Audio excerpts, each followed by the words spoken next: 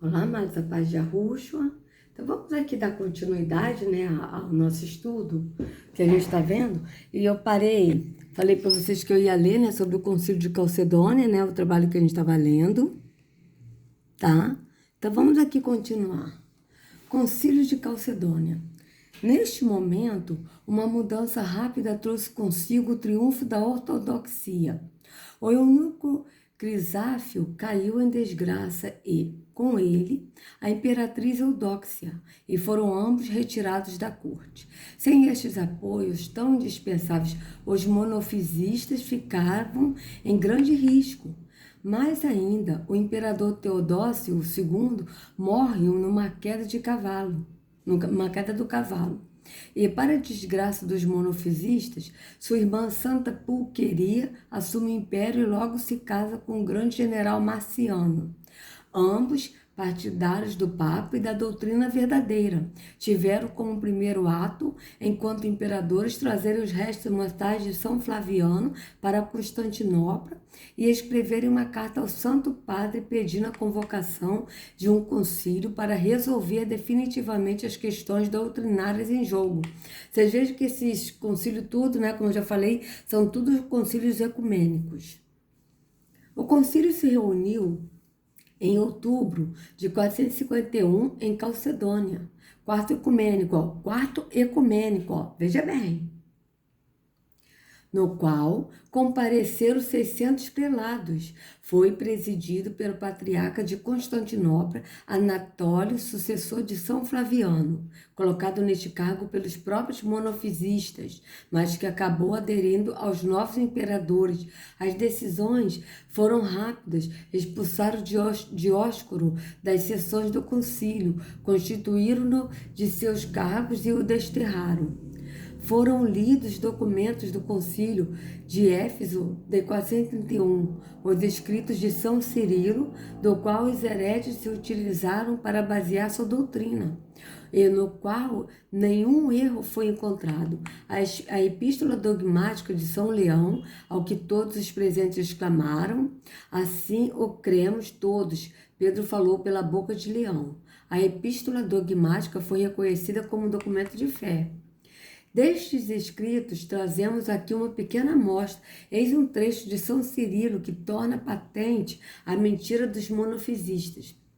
Para tanto, tornei-me semelhante a vós, um homem autêntico da descendência de Abraão, a fim de ser semelhante a meus irmãos. São Paulo compreendeu isto perfeitamente ao dizer: visto que os filhos têm em comum a carne e o sangue, também Jesus participou da mesma condição, para assim destruir com a sua morte aquele que tinha o poder da morte, isto é, o demônio. Hebreus 2,14. Cristo, portanto, entregou seu corpo em sacrifício pela vida de todos. E assim, a vida nos foi dada de novo por meio dele. Como isso se realizou? Procurarei dizer na verdade do possível. Depois que o verbo de Deus, eu estou lendo como está aqui, tá, amados? Depois que o verbo de Deus, que tudo vivifica, assumiu a carne, restituiu à carne o seu próprio bem, isto é, a vida. Estabeleceu com ela uma comunhão inefável e tornou-a fonte de vida, como ele mesmo o é por natureza. Por conseguinte, o corpo de Cristo dá vida a todos os que dele participam. Repele a morte dos que a elas estão sujeitos e o libertará da corrupção, porque possui em si mesmo a força que a elimina plenamente. Eis um trecho da carta de São Leão Magno a São Flaviano. Abre aspas. As duas naturezas guardam o que é próprio a cada uma e se unem numa só pessoa. A unidade é assumida pela majestade e debilidade pela força, a mortalidade pela eternidade. Para saldar a dívida de nossa condição humana, a natureza invulnerável se uniu à natureza capaz de padecer, de modo que o mesmo e único mediador entre Deus e os homens, o homem Cristo Jesus, tal como convinha a nossa restauração, pudesse morrer por um lado e não morrer por outro. Isto quer dizer, o verdadeiro Deus nasceu em natureza do verdadeiro homem, plena e perfeita, completo no que é seu e completo no que é nosso. Entendemos por, entre aspas, nosso, aquilo que desde o princípio o Criador colocou em nós e ele assumiu para nos restaurar.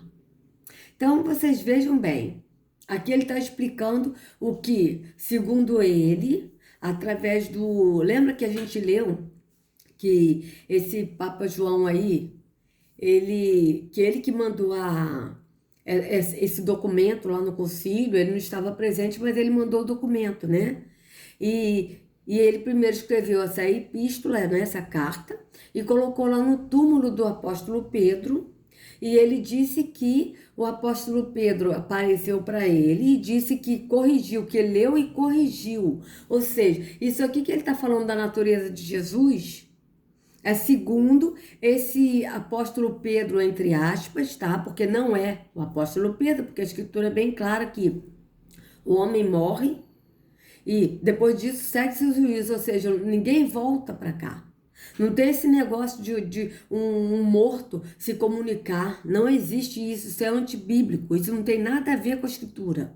Então, vocês vejam bem que ele está falando que Jesus, ele é Deus e que ele veio, se encarnou em carne. Esse Deus se reencarnou em carne. É isso que ele está falando. E aí ele ficou, ele é 100% divino, porque ele é Deus, ele também foi 100% homem, ele é 100% homem. E sendo que aqui mesmo ele diz, o único mediador entre Deus e os homens, o homem Cristo Jesus, ou seja, o único mediador entre o nosso Pai, Yahweh, e os homens é Yahushua, homem. Vocês vejam aqui, se ele fosse Deus, iria dizer, o único mediador Yahushua, Deus que media ele próprio. Vocês vejam que não está falando isso. Aqui está falando do Pai e do Filho, veja. Único mediador entre Yahweh, que é o Pai, e os homens. Quem é esse mediador? O homem e Yahushua. Então vocês vejam que não tem base na Escritura para dizer que Yahushua é Deus, que ele é Yahweh. Tá? Eu estou falando, amados, Deus, tem muita gente que às vezes até fala, não fala Deus, porque Deus é uma palavra blasfemada, sim, mas os evangélicos, os católicos conhecem o nosso Pai Yahweh por Deus, então como que eu vou poder falar de outro jeito? Vai acabar que eles não vão entender. Então eu preciso falar para eles entenderem, porque nós estamos nos últimos dias e é tempo da gente refletir e da pessoa que está trilhando um caminho errado, que é o caminho da religião, pensando que estão no caminho verdadeiro, voltar para Yahushua, ir para o caminho que é Yahushua, que é um caminho do entendimento. Mas para isso eu preciso explicar. Então, vamos continuar aqui. O que ele estava falando nessa carta, né? O Papa Leão. Então, vamos lá. Cada natureza realiza em comunhão com a outra o que lhe é próprio, a saber, o verbo realiza o que é o próprio do verbo, e a carne o que é o próprio da carne. Deste modo, enquanto o verbo brilha por seus milagres, a carne se submete aos seus ultrajes, e, assim como o verbo não perdeu a glória que ele tem, igual com o Pai, veja, como o verbo não perdeu a glória que ele tem, igual com o Pai. Vocês vejam que ele não disse aqui, como o verbo não perdeu a glória do Pai, a glória que é ele mesmo o Pai, não é isso que está escrito aqui. Veja bem como é que eles mesmos se contradizem no que eles dizem. Vocês vejam bem, ele está aqui falando, é assim como o verbo não perdeu a glória que ele quem? Ele, o verbo, Yahushua, tem igual com o Pai. Então vocês vejam que Yahushua é um, Pai é outro.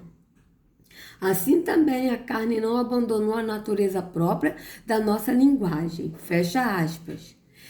E por último, um trecho do documento do Concílio de Calcedônia. Abre aspas. Seguindo os santos padres, ensinamos que se deve confessar um só e mesmo Filho, Senhor nosso, o mesmo perfeito no tocante à divindade e no tocante à humanidade.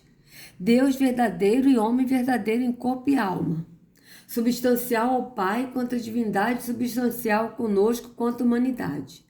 Semelhante em tudo a nós, exceto no pecado, gerado pelo Pai segundo a divindade desde todos os séculos e nos últimos tempos gerado de Maria Virgem, Theotokos, mãe de Deus. Veja, mãe de Deus. Maria não é mãe de Deus, ela é mãe de Yahushua. Homem. Tá? Então vocês vejam bem. Até porque, amados, não bate isso que eles estão falando que Yahushua é Yahweh e que ele se fez carne, porque Yahweh é espírito. O próprio Yahushua disse, o Pai é espírito, importa que eu adore em espírito em verdade. Não pode um espírito ter um corpo visível, físico. Não tem como, amados. Não pode uma mente que é guiada pelo Espírito, que é transformada pelo Espírito, não enxergar as coisas do Espírito. Assim como a visão carnal, as pessoas não entendem o que é do Espírito, porque estão no físico, na visão carnal. Não pode a pessoa do Espírito não compreender as coisas do Espírito.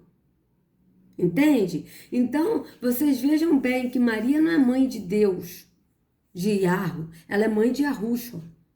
Então, vocês vejam bem. Aqui, ó, por causa de nós e da nossa salvação.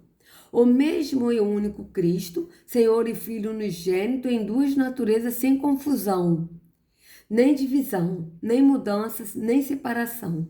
Há de ser o terno de nosso reconhecimento, sem que de algum modo desapareça a diferença de naturezas por causa da união, antes salvando-se as propriedades de cada natureza, embora as duas se encontrem numa única pessoa subsistência. Não separado, dividido em duas pessoas, mas uma só pessoa, que é o único e mesmo Verbo, Deus, Filho unigênito e Senhor Jesus Cristo. Como em outros tempos nos ensinavam os profetas a respeito dele. E o próprio Jesus Cristo ensinou a respeito de si mesmo e como nos transmitiu o símbolo de fé dos padres. Vocês vejam, aqui da fé dos padres, não é da fé da Escritura, o que está escrito na Escritura, baseado no que Yahushua falou, mas é na fé dos padres, do que os padres falaram. Então vocês vejam bem uma coisa, amados. Aqui ele está falando, né, que, ó, aqui, ó, os profetas, aqui, ó, como em outros tempos nos ensinavam os profetas a respeito dele, o próprio Jesus Cristo ensinou a respeito de si mesmo. E Yahushua, ele veio revelar o Pai, tá? E Yahushua veio revelar o Pai. Isso é bem claro na Escritura. A missão dele aqui foi revelar o Pai, tá? Curar os enfermos, doentes, restaurar as almas feridas, morrer pela humanidade, tá? E essa foi a missão dele, ele cumpriu a missão dele. E vai voltar, porque o Pai ressuscitou a ele, ele foi ao céu, está no céu à direita do Pai, tá? E ele voltará para buscar a sua noiva. Isso está bem claro na Escritura. Então ele veio revelar o Pai, ele mesmo disse, eu vim revelar o Pai. Tá? Eu sou maior, o meu Pai é maior do que eu. Eu sou enviado do Pai, o Pai me enviou. Ele mesmo falou isso bem claro. Tá certo? Vem cá, vamos botar aqui, ó. Quer ver só uma coisa, ó? Jesus veio revelar assim, quer ver, ó? Jesus veio revelar a si mesmo, ó. Mesmo Bíblia, vamos ver? Vamos ver se está escrito isso, vamos ver. Vamos lá. Como Deus é revelado na Bíblia. Ó, vamos ver isso aqui.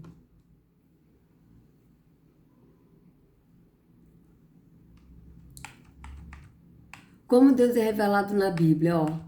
A maioria das pessoas tem suas próprias e distintas opiniões sobre um ser supremo. Mas de onde é que vêm essas impressões? Muitas são simplesmente reflexos de como as pessoas consideram Deus, com base no que escutam dos outros e no seu próprio raciocínio.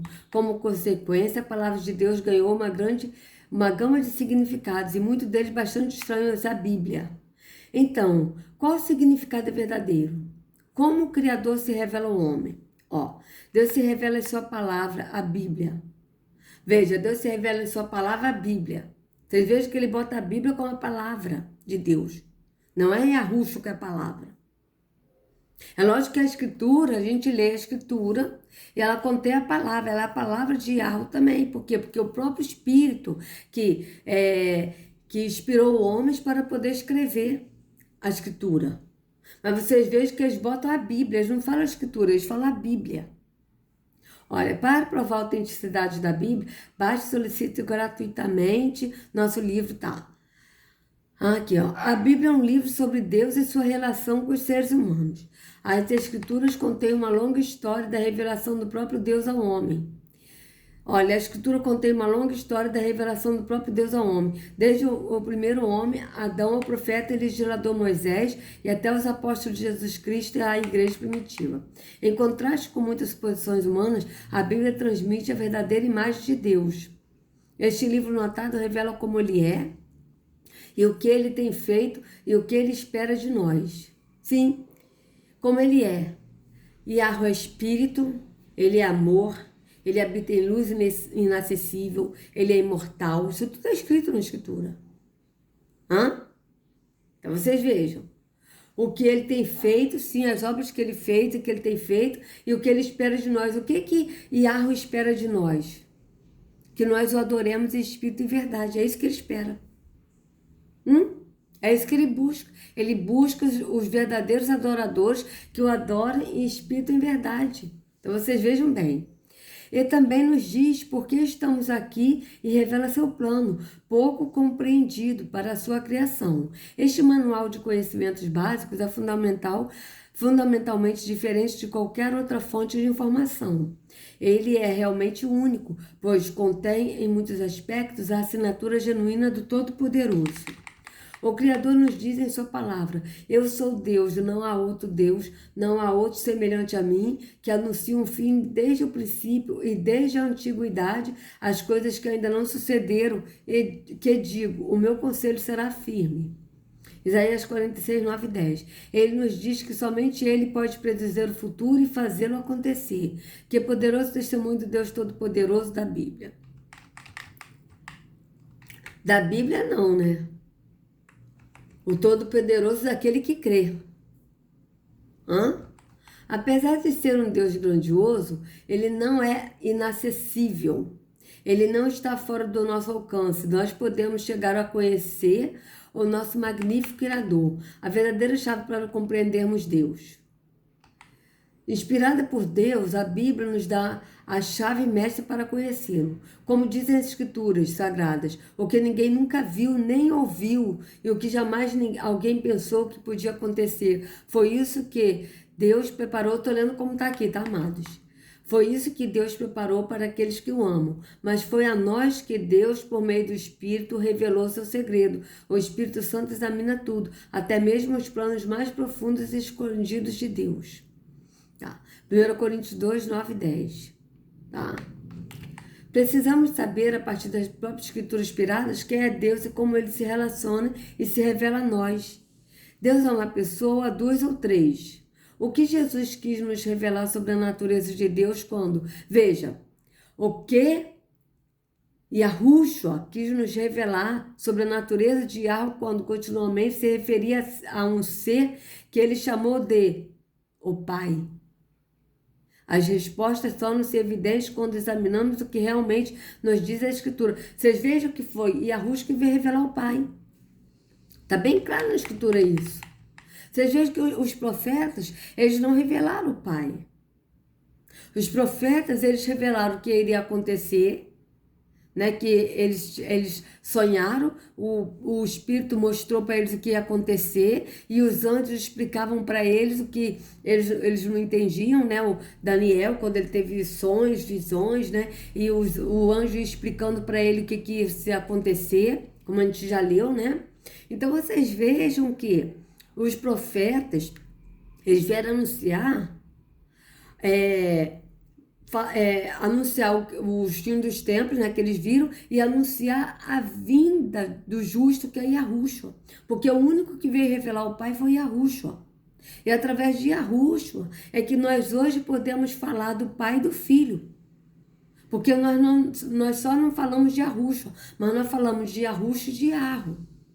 Através de Yahushua, por quê? Porque foi o próprio Yahushua que revelou o Pai. O primeiro ponto importante que precisamos entender é que, como dito anteriormente, Deus se revela através de sua palavra. Isso, Yahweh se revela através da sua palavra.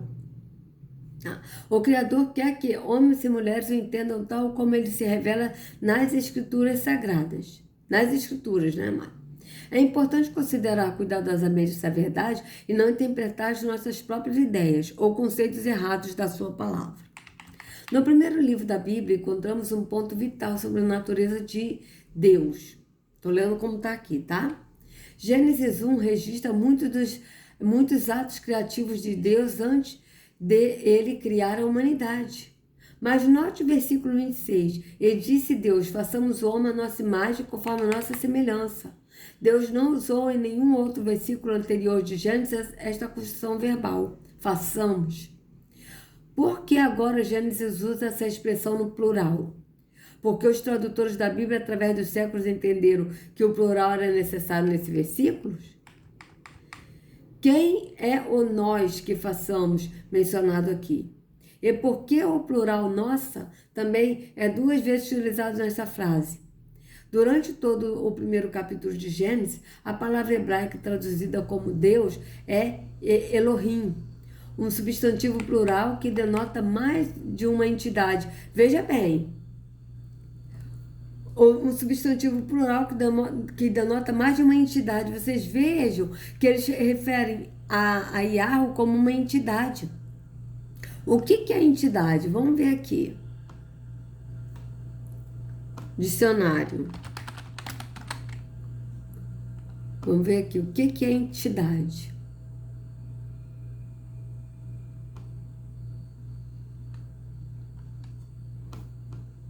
Ó.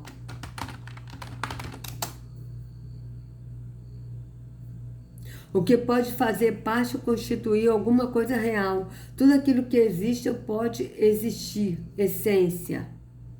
Por extensão. Organização, sociedade, instituição, empresa com propósitos específicos. Entidade beneficente. Figurado. Pessoa a quem se quer muito bem. Quem é benquisto. Religião, ser espiritual que em ritos afro-brasileiros é cultuado. Então vocês vejam, tá? Que entidade está se referindo a um ser espiritual que em ritos afro-brasileiros é cultuado. E eles botam esse título também para Yahweh, vocês vejam bem. Aí aqui, entidade é sinônimo de essência, existência, individualidade, sociedade, associação, liga. Tá? Então vocês vejam bem que é um ser espiritual, tá? Então eu tenho isso também, que é uma coisa assim, como se fosse uma coisa de macumba. Sinceramente, eu não gosto muito desse termo entidade. Não bate, sabe? Não consigo aceitar esse termo. Então vocês vejam aqui, ó, mais de uma entidade, veja bem. Porque o nosso Criador propositadamente usou estas expressões no plural. Deus é mais de uma pessoa? Quem e o que ele é? Isso prova que Deus é uma trindade. Mentira. Mentira. Vocês vejam como é que eles mentem, né? Como muitos supõem, ou está nos ensinando alguma coisa? Ah, tá. Aqui ele está perguntando. Isso prova que Deus é uma trindade, como muitos supõem, ou está nos ensinando alguma coisa? Como podemos entender isso? Aqui ele está fazendo uma pergunta. Tá? Devemos deixar que a Bíblia interprete a Bíblia. Veja bem, devemos deixar que a Bíblia interprete a Bíblia ou devemos deixar que o Espírito interprete a Escritura na visão do entendimento do Espírito? Então vocês vejam bem que nem esse aqui que escreveu isso é guiado pelo Espírito. Por quê? Porque o Espírito, quem nos revela o que está na Escritura na visão do Espírito, no entendimento do Espírito. Então, devemos deixar que a Bíblia interprete a Bíblia. Porque a Bíblia, ela não pode interpretar a Bíblia. O próprio apóstolo Paulo falou, né, que a letra é morta, mas o Espírito vivifica. Então você veja, a letra é morta, ou seja, a Bíblia por si só, as palavras da Bíblia ali é uma palavra morta, é morta, a letra é morta. A pessoa quando lê a Bíblia, só por ler, é como se fosse um livro qualquer. Mas quando a gente lê a Bíblia, a Escritura, quando a gente lê a Escritura, no entendimento do Espírito, o Espírito traz vida, ele nos mostra na visão do Espírito. Então vocês vejam bem. Vamos lá, vamos continuar. Um dos princípios mais fundamentais para se manter na mente a respeito da compreensão adequada da palavra de Deus é simplesmente este. A Bíblia interpreta a Bíblia. Negativo. O Espírito interpreta a Escritura, nos dando o entendimento na visão do Espírito. Então vocês vejam bem. Frequentemente devemos procurar em outro lugar nas Escrituras para obtermos mais luz sobre o significado de uma passagem em particular. O Novo Testamento lança muita luz sobre o Antigo e vice-versa. Podemos compreender Gênesis 1:26 muito melhor à luz de alguns dos escritos do apóstolo João. Ele começa seu evangelho dizendo: no princípio era o verbo, e o verbo estava com Iarro, e o verbo era Iarro. Aí ele vai dizer que isso aí é o quê? É que é a Trindade? Vamos ver. Ele estava no princípio com Iarro, sim. Todas as coisas foram feitas por ele, e sem ele nada do que foi feito se fez. Sim. Perfeito? Veja bem. No princípio era o verbo, que é o verbo, Yahushua, que é a palavra. E o verbo estava com Iarro, sim. O verbo estava com Iarro. E o verbo era Iarro? Sim, no entendimento do Espírito, porque Iarro é Espírito. E Yahushua, ele tinha um entendimento do Pai. Então, ele também era o Pai no entendimento do Espírito. Assim como nós hoje, que andamos no entendimento do Espírito, nós somos um no entendimento do Pai e do Filho. Tá certo? Então, nós hoje também somos um no entendimento do Pai e do Filho. É isso que as pessoas não conseguem entender. Por quê? Porque estão na religiosidade, estão no físico, não estão no entendimento do Espírito. Aí aqui, ó. Ele quem? Yahushua, estava no princípio com Iarro. Sim. Todas as coisas foram feitas por ele. Por ele quem? Por Iarro, por Yahushua. Por Iarro e por Yahushua. Foi feito por eles. Veja, só que aqui está falando de Yahushua. Então, todas as coisas foram feitas por ele, sem ele, nada do que foi feito se fez. Por que está dizendo isso? Porque Yahushua é o verbo, é a palavra. Entende? Então, quando Yahweh falou, haja luz, e a luz e houve luz, essa luz foi Yahushua, que é a palavra. E através da palavra que é Yahushua, que Yahweh foi falando, foi se criando todas as coisas, foi existindo as coisas. Entende? Então, vocês vejam bem. Se você está com alguém, então você é uma pessoa diferente, distinta da outra. O grego vigente diz aqui que aquele chamado o verbo estava com o Deus. Veja bem. Enquanto o próprio verbo também era Deus sim, era Iarro no entendimento do Espírito. A palavra não diz que o verbo era o Iarro, pois eles não são a mesma entidade. Você veja bem. De novo, ele botou aqui entidade, como um ser espiritual. É uma coisa, sei lá, até de coisa que parece de macumba. Eu não gosto muito desse termo. Vamos lá, por isso, João descreve claramente dois seres divinos nessa passagem. Aquele chamado o Deus e o outro referindo-se como Deus, o Verbo, que estava com ele. Veja bem. Então vamos lá, o Deus, vamos ver aqui.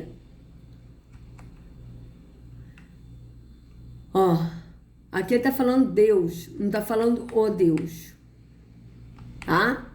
Então aqui, estava com o Deus, o verbo estava com o Deus, enquanto o próprio verbo também era Deus. Você veja bem, o próprio verbo era Deus, era Iarro no entendimento do Espírito, tá? Então vamos lá. Em certo sentido, poderíamos referir a João 1:1 como o verdadeiro início da Bíblia. Este descreve a natureza de Deus como Criador, mesmo antes do início descrito em Gênesis 1:1.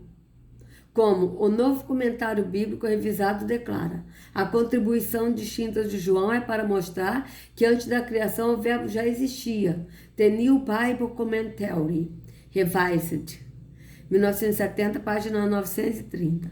Tá aqui a nova Bíblia comentada, né? E revisada. Devemos considerar cuidadosamente o contexto desse capítulo crucial de João. O versículo 14 explica exatamente quem, de fato, este verbo se tornou. E o verbo se fez carne e habitou entre nós. E o verbo se fez carne. Quem é o verbo que se fez carne? Yahushua. E habitou entre nós. Quem habitou entre nós? Yahushua. Não foi Yahu, foi Yahushua. Yahu estava em Yahushua. Mas não era Yahushua. Tá? É isso que as pessoas têm que entender. Então, o verbo se fez carne, o verbo que é Yahushua se fez carne e habitou entre nós. E vimos a sua glória como a glória do unigênito do Pai, cheio de graça e de verdade. Vocês estão dizendo vocês estão vendo que está vendo. E vimos a sua glória como a glória do unigênito do Pai. Não está dizendo como a glória que ele é o Pai. E vimos a glória do Pai porque ele é o Pai. Não está dizendo isso. Veja. O verbo foi concebido em carne como um ser humano físico, Yahushua. Embora plenamente humano, ele refletiu perfeitamente o caráter divino de Yahu. Ele refletiu perfeitamente o caráter divino de Yahu, sim.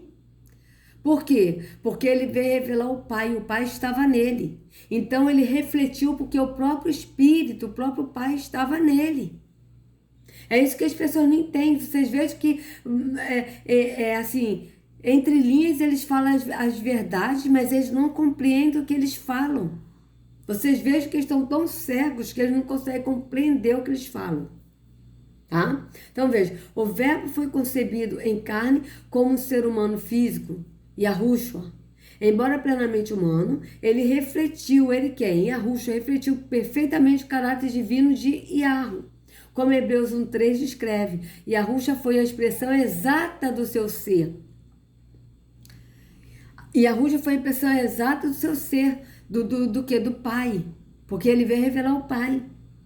A Bíblia Cristã Padrão, Hoffman, traduz que Yahushua foi a representação exata da natureza do Pai. Exato.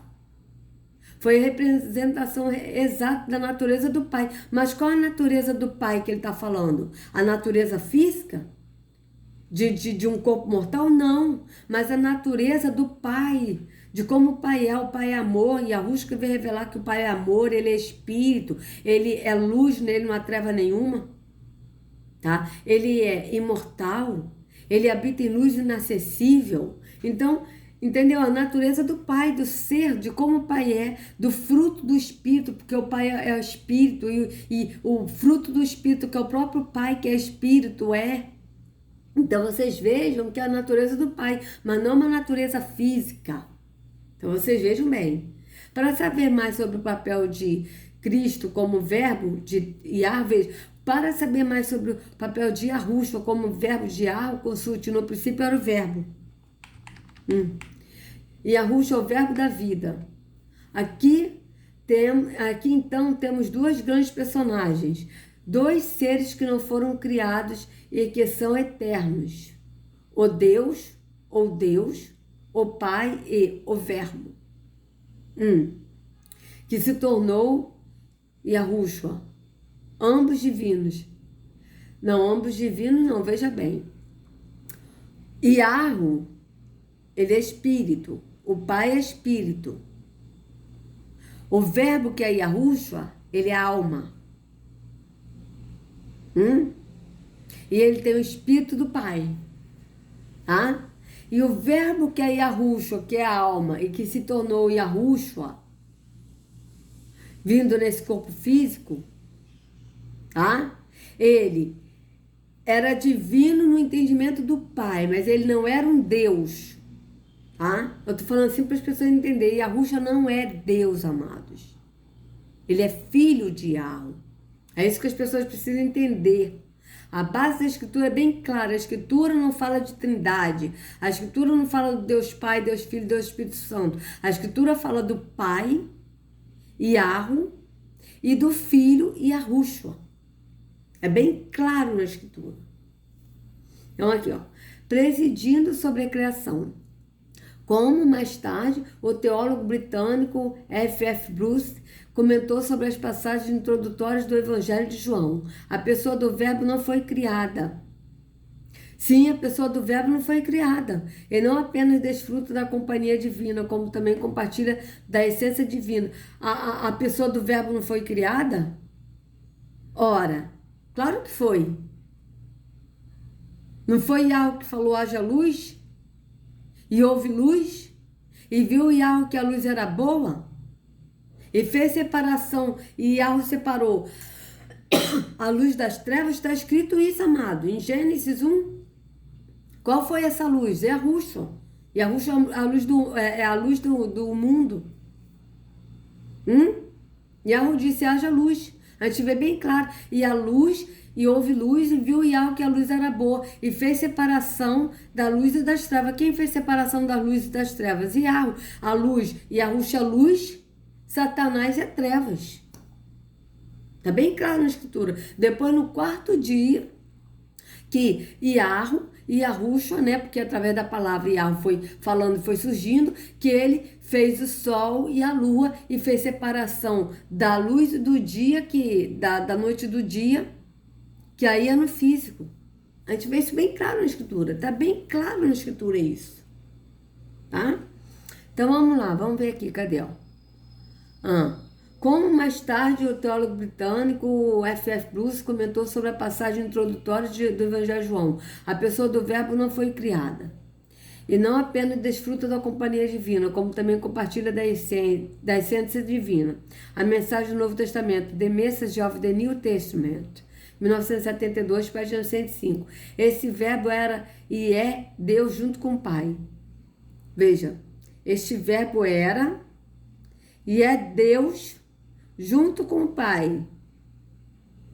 Veja, é Yahweh junto com Yahweh? Sim, no entendimento do Espírito. Entende? Não é que Yahushua é Yahweh, mas ele é Yahweh no entendimento do Espírito. Então vocês vejam bem que aqui ele fala, a pessoa do verbo não foi criada, foi sim. Yahweh trouxe Yahushua. Tá? Então, eu vou dar uma parada aqui, amados, e no próximo vídeo a gente continua. Aí eu vou ler isso aí e vou continuar lendo sobre o Concílio de Calcedônia, tá bom? Então, se vocês gostaram do vídeo, por favor, dê o like, compartilha, se inscreva no canal, acione o sininho para receber notificações do YouTube. Sejam livres de todo o engano das trevas, de toda a religiosidade, hipnose, seitas satânicas, de todo o esoterismo, ocultismo, cabala, em nome de Yahushua. Não sigam a homens, sigam ao único pastor Yahushua. Até a próxima.